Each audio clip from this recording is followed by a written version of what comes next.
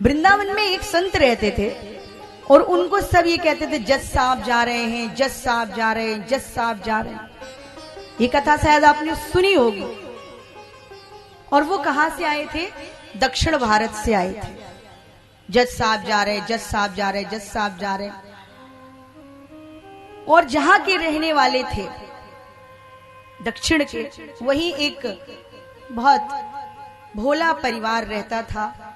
उसका जो मुखिया था उसका भी नाम था भोले। तो भोले से कोई कुछ भी कहता, रे भोले तुम कैसे हो, केवट जाती थी, भोले तुम कैसे हो, भोले तुम कैसे हो। तो भोले तुम कैसे हो तो उत्तर क्या देता था? रघुनाथ जी जाने, रघुनाथ जी जाने। भोले घर में कैसा है, वातावरण कैसा है घर में, रघुनाथ जी जाने। हर चीज में रघुनाथ जी जाने, हर चीज में रघुनाथ जी जाने। और भोले के 2 पुत्र और 1 पुत्री, 2 बेटा और 1 बेटी। और जैसे जैसे बेटी बड़ी होती है वैसे ही बाप की चिंता बड़ी हो जाती है कि ब्याह करना है। तो एक दिन अपने बच्चों को भोले ने बिठाला और कहा कि एक बात बताओ, तुम्हारी बहन अब विवाह के योग्य हो गई है और इतना पैसा भी नहीं है, कैसे विवाह करेंगे? तो बच्चों ने कहा कि एक काम करिए, जो गांव का जमींदार है इससे कुछ ले लेते हैं और जो ब्याज होगा पिताजी हम कमा के जमा कर देंगे। भोले ने कहा ये उचित रहेगा? कहा बिल्कुल उचित रहेगा पिताजी, हम आपके अच्छे बच्चे हैं, हम करेंगे। बहन को विदा करने की तैयारी कीजिए।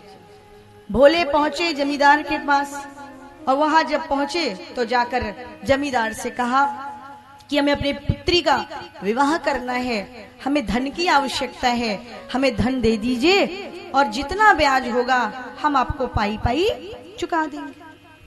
जमींदार ने दे दिया धन, कहा बेटी का विवाह कर लेना फिर हमारा ब्याज चुका देगा। भोले भोले क्यों भोले? बिटिया का विवाह है, रघुनाथ जी जाने, रघुनाथ जी जाने। कैसे हो भोले? रघुनाथ जी जाने, हर चीज में रघुनाथ जी जाने, रघुनाथ जी जाने। बेटी का विवाह कर दिया, बेटी घर से विदा हो गई। तो भोले ने सोचा कि मेरे 2 पुत्र और 1 पुत्री, अब बेटे हमारे सयाने हैं, उद्यम करेंगे और अच्छे धन को कमा लेंगे, अपना जीवन यापन करेंगे, मेरा घर में अब क्या काम। तो गांव से बाहर एक मंदिर था रघुनंदन सरकार का, भोले वहीं अपना झाड़ू वाड़ू लगाने लगे। कोई पूछता भोले क्या हालचाल? रघुनाथ जी जाने। अब तो बच्चों ने अच्छा कमाया और एक दिन अपने पिताजी के पास पहुंचे और कहा पिताजी हम लोगों ने धन जुटा लिया, ये लीजिए धन और जाकर जमींदार को वापस कर दीजिए। भोले ने कहा ठीक है। लेके पहुंचे अंगोछे में, बहुत भोला नाम ही नहीं है, भोले हैं भी। लेके धन पहुंचे जमींदार साहब, जमींदार साहब कहा हाँ भोले बताओ। कहा हम आपका सारा धन इकट्ठा करके ले आए, जो आपने दिया था, जो उचित ब्याज हो, जो आपको लगता हो लगा लीजिए, ये मेरे बच्चों ने व्यवस्था कर दी। जमींदार ने उसको गिना और ठीक ठाक हिसाब से अपना लिया और एक पर्ची धीमे से तैयार की। उसमें लिखा कि पाई पाई बराबर की, पाई पाई बराबर की भोले ने चुका दी। और फिर कहा भोले ये लो। कहा रघुनाथ जी जाने। कहा इसको पकड़ो पढ़ो। कहा रघुनाथ जी पढ़े, रघुनाथ जी जाने। हम तो पढ़े लिखे हैं ना, जो भी जमींदार साहब आपने इसमें लिखा होगा सब ठीक होगा। कहा एक बार देख तो लो, हमें पढ़ना नहीं आता, हमें कछु नहीं आवे। आप अच्छे हो, आपने अच्छा ही लिखा होगा, हम चिलबिलैया कछु नहीं पढ़ पावे। बोलो जय श्री राधे, हम ज्ञानी नहीं है। तो जमींदार ने सोचा मामला, क्योंकि आज ये बहुत बहुत संबंधों को नष्ट कर देता है ना, 10 रुपए के पीछे भी भाई भाई का आज कत्ल कर देते हैं। बोलो जय श्री राधे। मन उसका मचल गया। कहा ये निरे भोला है। कहा भोले एक काम करो, हमारी जमींदार जो पत्नी है जमींदार की अंदर है, जाओ जाकर उससे गिलास जल ले लो, पी लेना। भोले गए अंदर जल पीने। इसने सोचा क्या करे, फाड़ के फेंकेंगे तो अभी देख लेगा।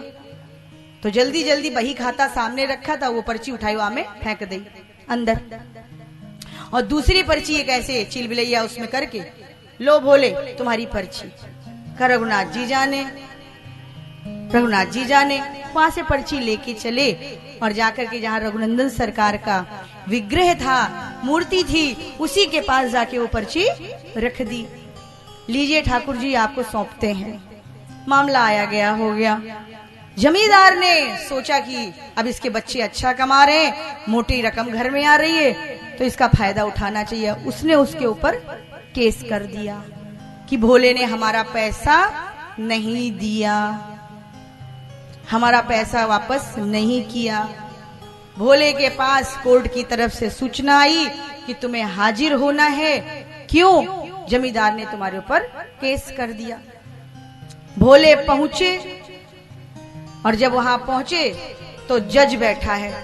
उसने कहा क्यों भोले, तुमने इनको इनकी रकम वापस की थी? कहा हमने तो साहब दे दिया था। जमींदार ने कहा ये झूठ बोल रहा है। तो जज साहब ने कहा कोई प्रमाण है तुम्हारे पास, कोई साक्ष्य है? कहा है मेरे पास, इन्होंने एक पर्ची बना के दी थी। कहा जाओ वो पर्ची ले आओ। भोले आ गया, वो पर्ची लेके आया तो उसमें चील बिलैया बना था, कुछ लिखा ही नहीं था। कहा ये तो खाली पर्ची है बोले। कहा जमींदार ने तो हमको यही दिया था। अच्छा तो ये बताओ, आजकल की दुनिया बड़ी चतुर चालाक है, किसी को पैसा देती तो बिचौलिए को जरूर रख लेती है साथ। बीच वाला कोई ना कोई एक गारंटर होता है ना, कि देखने वाला कि हाँ इन्होंने इनको पैसा दिया।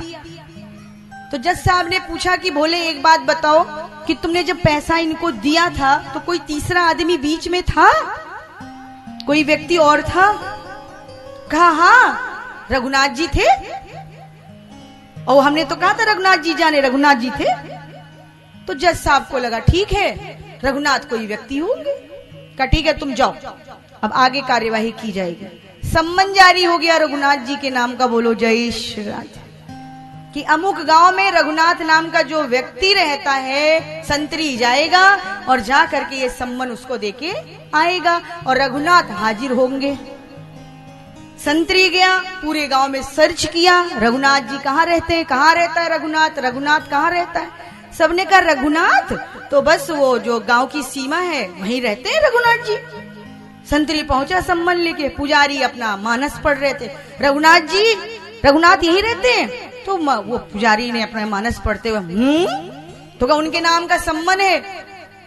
अब पुजारी को लगा कि क्या आया है, उसने हस्ताक्षर भी कर दिया, बोलो जय श्री राम, क्योंकि वो मानस पढ़ रहा था, उसने कुछ बोला नहीं। अब रघुनाथ रघुनाथ कर रहा है, सम्मन ने ले लिया। जब वो चला गया वो व्यक्ति की बात कर रहा था और पुजारी को लगा हमारे रघुनंदन सरकार की बात।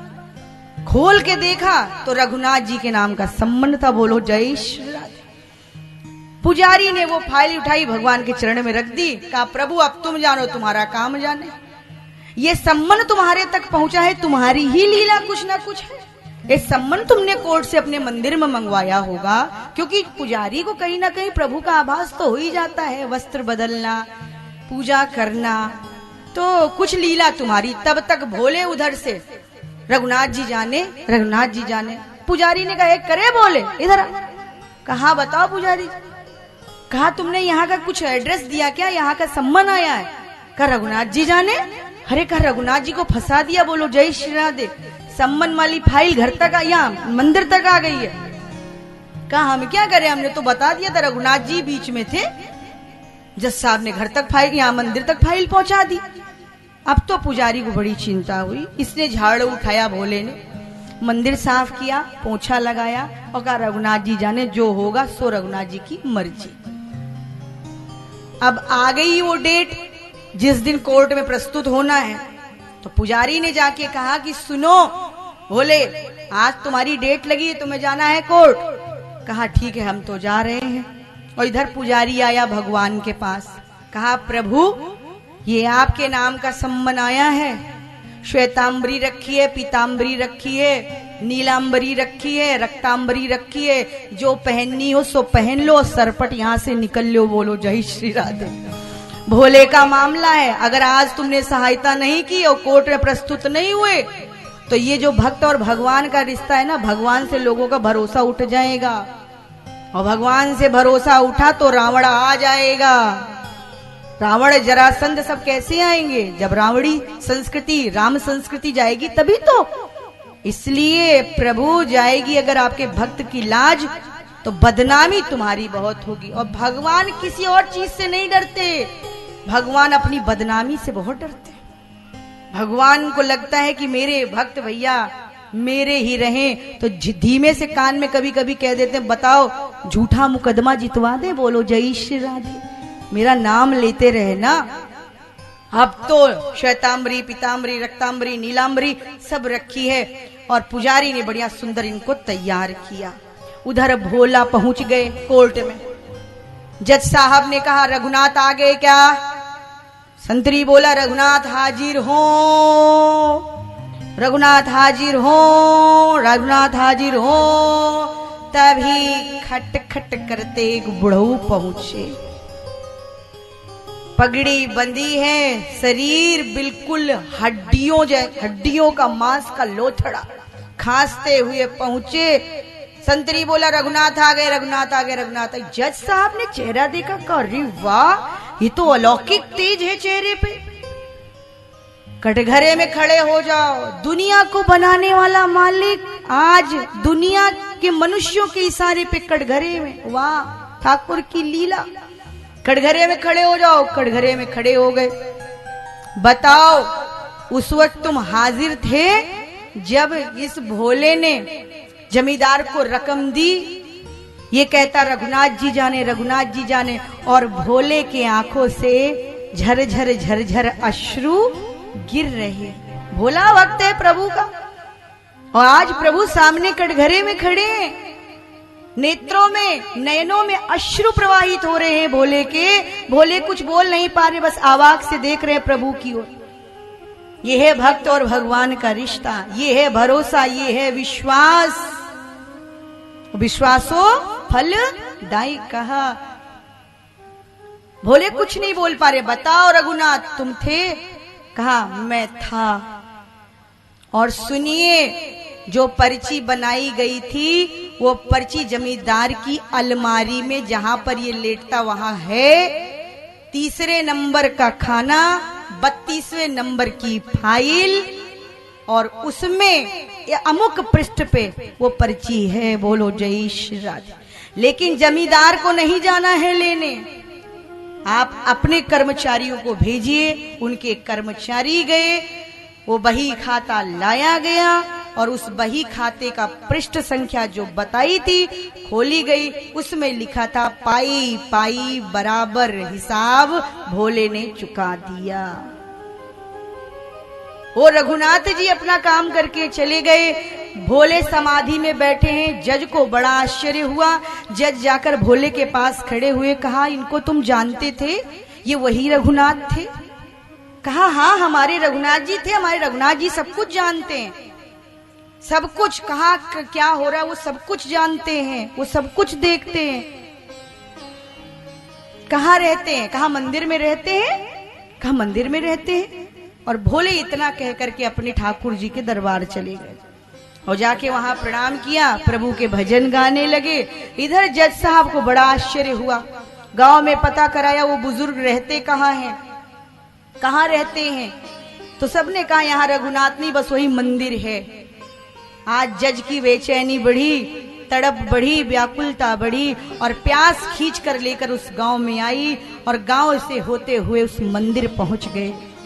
और जब मंदिर पहुंचे तो कौन मिला? भोला। अरे जज साहब आप? कहा हाँ, आज हम भी तुम्हारे मंदिर का दर्शन करने आए हैं, आइए आइए। एक भक्त की कृपा से भगवंत कृपा हो जाती है, आइए आइए। और जब लेकर पहुंचे, कहा प्रणाम करिए, यही है मेरे रघुनाथ जी।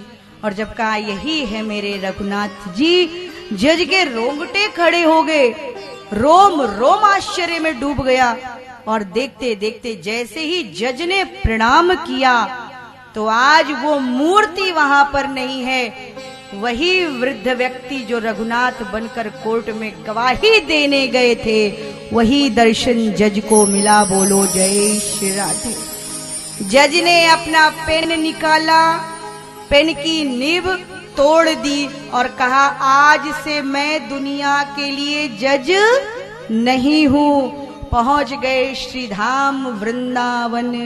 और वही बने पागल बाबा। आज भी जब आप दर्शन करने जाते हो तो वृंदावन और मथुरा की सीमा पर पागल बाबा का मंदिर है। ये है भारतवर्ष, ये है भारतवर्ष के लोगों का विश्वास। इसी में मीराबाई, इसी में तुलसीदास, इसी में सूरदास, इसी में गुरु नानक, इसी में चैतन्य महाप्रभु, इसी में जनाबाई, इसी में कर्माबाई। कहीं और का उदाहरण नहीं है। और भारतवर्ष में भी उत्तर प्रदेश, यहाँ पर भगवान राम और कृष्ण का पूर्ण अवतार हुआ है। तो कितने भाग्यशाली आप हो। जोरदार तालियां अपने लिए बना लो।